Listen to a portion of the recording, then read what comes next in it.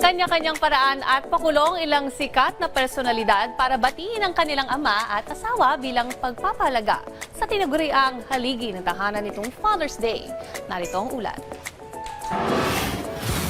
Sa Father's Day nitong weekend, ilang mga personalidad ay nagbahagi ng kanilang Father's Day tribute sa kanilang mga ama. Ilan sa mga nagmarka ng okasyon ay ang aktres na si Marian Rivera.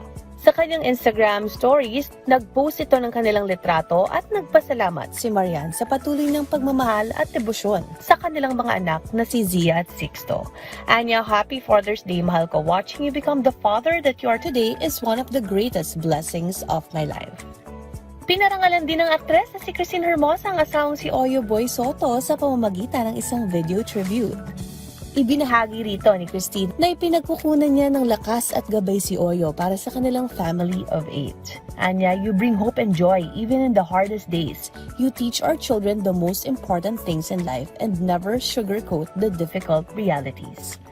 Ang TV host at aktres na si Ann Curtis ay nagbigay-pugay din sa asawang si Erwan Heussaff sa isang playful message kung saan tinawag niyang kambal si Erwan ng kanilang anak na si Dahlia.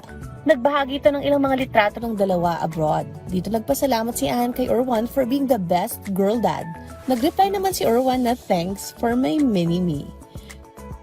Samantala, isang emosyonal na mensahe naman ang ibinahagi ni Camille Prats para sa kanyang ama.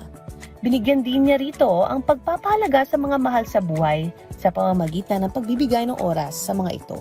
Nagpahayag siya ng pasasalamat sa Diyos para sa kanyang ama at nagpost ng ilang mga family photos together.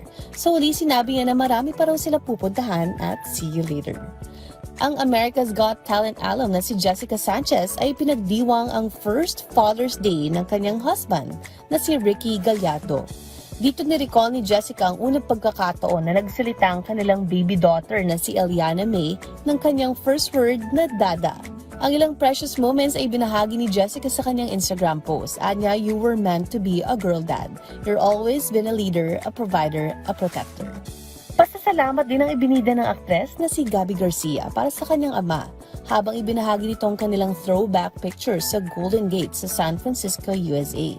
Sabi niya na mapalad ang kanyang buhay dahil meron siyang ama na minamahal siya at ramdam niya ang presensya mula sa pagturo at paggabay sa kanilang buhay.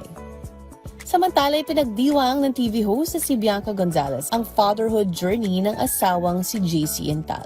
Anya, you were made to be a girl dad, from being the one who can count on and feel most safe with to doing the silliest things. Ibinahagi ni Bianca ang ilang precious pictures ng kanyang asawa at ng kanilang dalawang anak na babae. Abangan muli ang aming entertainment stories dito lang sa Ulat Showbiz.